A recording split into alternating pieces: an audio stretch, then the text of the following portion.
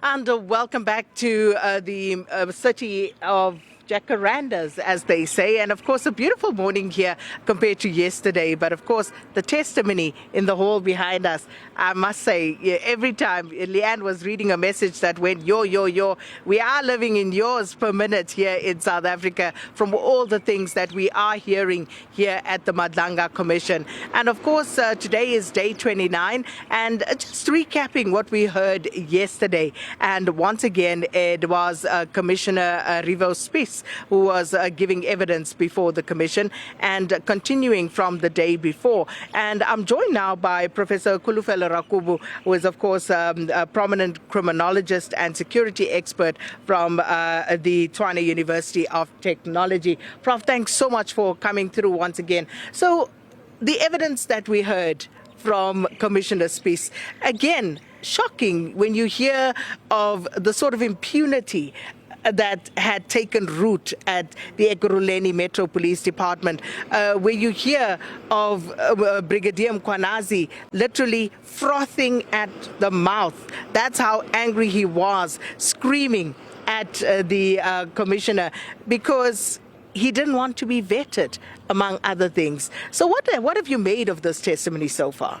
A very disturbing portrait that talks to culture of impunity, and it takes us back to the infiltrated institution or an institution in decay.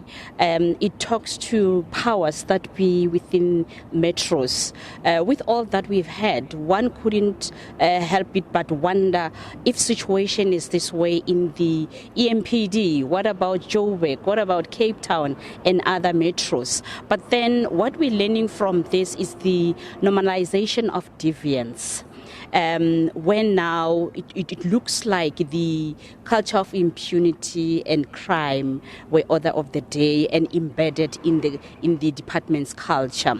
Also, your institutional anomalies. It looks like when you zoom into EMPD, signs of normlessness, the ethics were no longer guiding behavior in that department. And again, you are forced also to zoom into loss of integrity. You are also the nature of infiltration, and wonder what mechanisms are in place that enabled such infiltration and the culture of impunity. And again, with the vetting issue, now you are very scared as to how many criminals are in the system and what more crimes have been committed. We can be hearing of this and that, but now bringing in unvetted officials, I'm sure they might have done something very shocking. And look into the decision to now operate outside your jurisdiction, because that has serious implication, your legal implications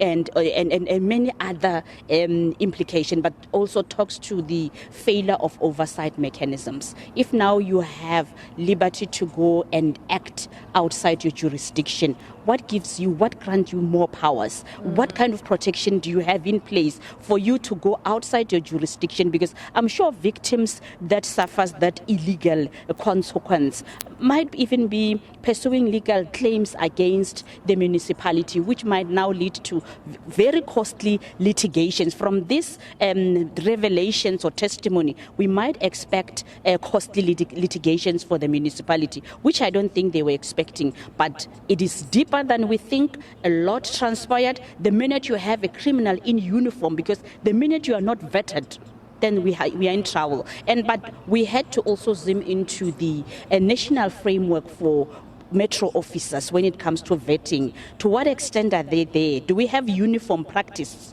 when it comes to vetting? Because it looks like it was denied, and one could proceed in the absence of vetting. What provided that room for one to even proceed without vetting? Because in the SAPS, there's no way you can proceed unvetted, right? But what provided that grounds where now colleagues or officers could say, I don't want, and push their way in, because the system should automatically block them. So what is the national vetting framework for metro police officers? Lack of uniformity in that regard, because I'm sure other cities will push for vetting, but in others, it wouldn't, because we're now hearing that there are members that were not vetted. And it speaks in large part everything that we've heard to the command structure as well within the Ekurhuleni Metro Police Department, because in as much as people are not following the rules, there is something that enables that sort of behavior. Indeed, there were high enablers,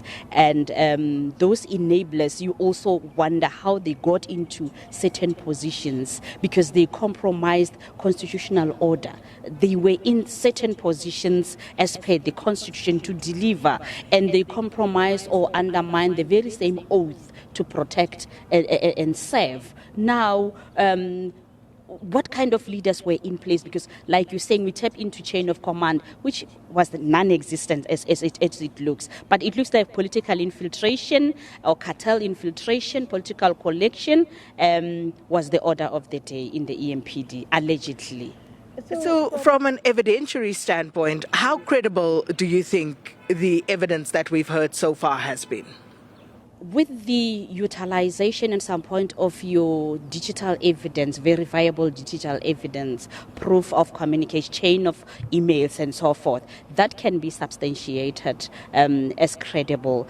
And also the revisiting certain decisions, because if now we alleged that you took you appointed yourself, then we can always revisit records to identify how you got to be appointed. If now there's a testimony that talks to you not being vetted, we can always visit records. So it was easier to follow. It's substantiated, if I were to say so. The utilization of videos also assisted a lot, because now we got to see members in very compromised positions where they were not supposed to be. We got to see civilians in the EMPD's cars, which talks to abuse of resources in the EMPD. So as things stand right now, for those officers who refused to be vetted, what is their position?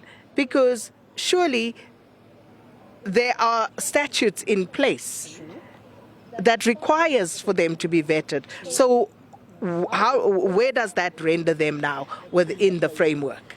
The heads are supposed to roll urgently so, because I guess you saw there has been official suspension of the former chief of the chief, right, Mkhwanazi. So with those that are in the system and vetted, they should be vetted urgently so.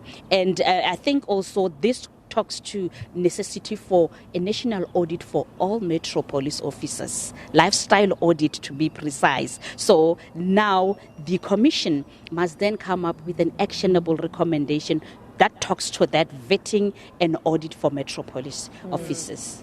But what Commissioner Spies' evidence also did, I think, Professor Rakubu, is that it further corroborates what we've heard about the systemic weakness that is prevalent, at least for as far as we know now, at EMPD.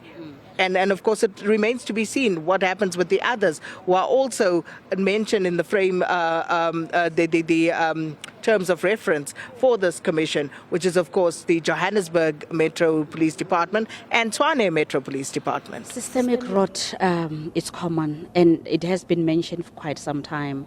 Systemic failure, systemic enabler. So with what we're hearing from the EMPD, this systemic rot has even endangered the very same citizens they are supposed to protect. Because if now you put unvetted officials, that will now perpetuate the level of systemic rot, right? The magnitude of systemic rot. And what comes with systemic rot? Corruption, crime, organized crime obviously flourished. How many crimes were committed or unreported, or how many unofficial operations took place in the city? I'm sure there are many, but then the commission has a huge responsibility now to recommend mechanisms, accountability mechanisms that will deal away with systemic rot. So if we look at Ekurhuleni at the moment, one would say these are, of course, operational issues. But we do hear about the HR department, that perhaps acted Inappropriately is a good word. We hear the name of the city manager, the former city manager, coming up several times. Where does this leave the Ekurhuleni Metro Council when they are now listening to all of these things? In terms of oversight, should they have known? In case they say they didn't know, what needs to be done now? Indeed, you wonder where were they? What mechanisms do they have in place as the city, as the council, because it's their responsibility to serve as an oversight body. Are they saying they were not even aware? Because I'm sure the former chiefs and other leaders reported, and that evidence is required to wherein now they reached out for intervention, right? And what did they get from the council when it comes to all these allegations? From the council side, now that requires reintrospection to verify if the council is well placed and politically safe to come in and assist in case of these kind of issues that we're dealing with today. Were they rightfully placed politically to listen or to partially or even thoroughly attend to all issues to protect leaders in the EMPD? I don't think they have a mechanism in place. And all this now also revert back to them to say, reintrospect. Are you well positioned? Were you doing what you were supposed to do? Are you also politically infiltrated? Because by virtue of them being a council, there are politics there. Were you able to protect the citizens in the Ekurhuleni and over your political agendas? Because I'm certain all these leaders had to go and report at some point, consult and seek guidance, because remember, even their lives were threatened at some point. So what as a council have you done? What powers within you, a framework, have you utilized to ensure that you come and assist? And what has been a hindrance so that we know that in case of a recommendation, that hindrance is dealt away with, so that going forward, the city is not subjected to your silence as a council? So we only have about 2 minutes left, but I have to ask you, given what we've gleaned yesterday from Commissioner Spies' evidence and the day before, yesterday the slide being put up showing that there are over 200 officers with criminal records and serious offences ranging from murder to rape. What should the city of Ekurhuleni do this morning? The city of Ekurhuleni should institute processes urgently to ensure that an offender there's no way an offender can protect. There's no capacity for an offender to protect. So the city must make sure that it goes back to drawing board and find suitable candidate for those positions. So those who are there this morning, those who have been flagged as having criminal records, those who have refused to be vetted, city this morning can't be in the position, you cannot be allowed to even enter the premises of the city. You cannot even protect Ekurhuleni citizens. You can't. You are not capable. You were not supposed to be in that position. So you cannot even be entrusted with safety of citizens. There's no way. So essentially this morning there should be a raft of at least suspensions issued by the city. You knew coming in that you have a criminal record, right?